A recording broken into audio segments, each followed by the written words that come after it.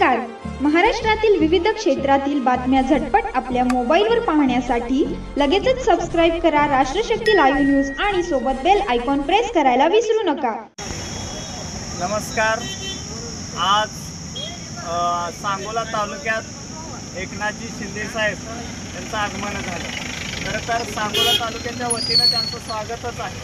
पण ज्यावेळेला आम्ही बाबासाहेब आंबेडकर यांच्या पुतळ्याचं अनावरण करायला जाताना आम्हाला प्रवेशद्वाराजवळच अडवण्यात आलं. खरं तर ते म्हणण्यात आले की VIP प्रोटोकॉल सुरू झालेला आहे आणि आम्हाला तुम्हाला सोडता येणार नाही.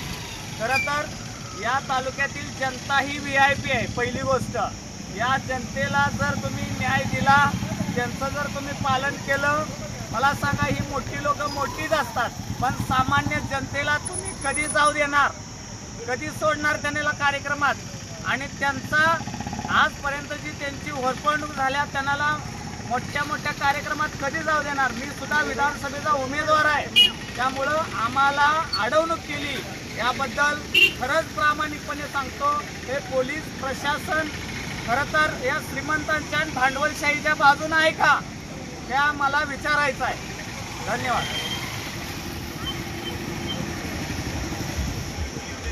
आज आम्ही महामानव डॉक्टर बाबासाहेब आंबेडकर यांच्या पूर्णाकृती पुतळ्याचं अनावरण करण्यासाठी जात असताना या राज्याचे गृहमंत्री देवेंद्रजी फडणवीस साहेब यांच्या आदेशानं आम्हाला एक लोकप्रतिनिधी असताना इथले RTOचे अधिकारी लोखंडे साहेब, या लोखंडे साहेबांना त्वरित निलंबित केलं पाहिजे.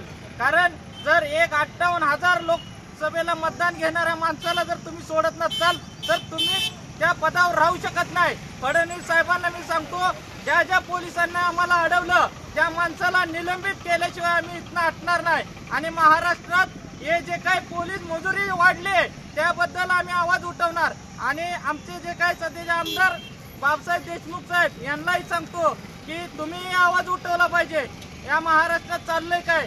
जर एखादा विधानसभेचा उमेदवार, एक लोकसभेचा उमेदवार त्याला जर सोडत नसतील तर तुम्ही कार्यक्रम कुणाचा करताय, कुणाला घेऊन कार्यक्रम करताय? संबंधित लोखंडे साहेबांना निलंबित केलं पाहिजे, हा माझा आरोप आहे. धन्यवाद.